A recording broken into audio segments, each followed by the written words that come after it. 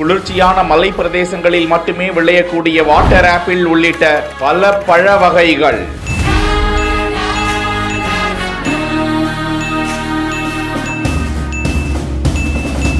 வாட்டி வதைக்கும் வெயில் பிரதேசத்தில் விளைவித்து கொள்ளை லாபம் ஈட்டி வரும் ஆசிரியர்.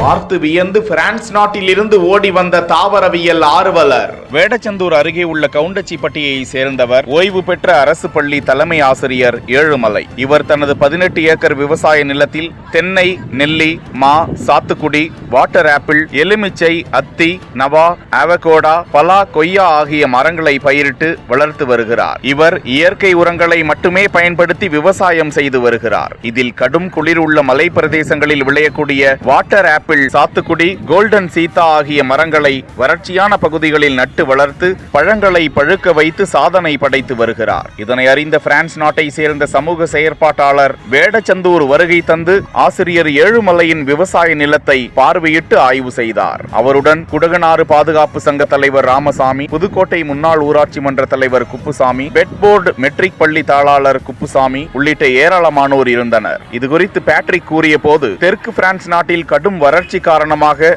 மக்காச்சோளம் மட்டுமே வருகின்றது. இங்கு பார்த்ததை அடுத்து எங்களது நாட்டிலும் இது போன்ற மரங்களை பயிரிட நடவடிக்கை எடுப்பேன் என கூறினார்.